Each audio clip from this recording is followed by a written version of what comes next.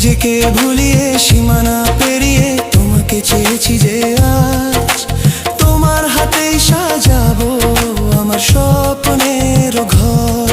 আমি তোমার প্রেমে পড়ে দুনিয়া ভুলে গেছি, তোমার ওই মায়াবী হাসি আমি দেখতে ভালোবাসি।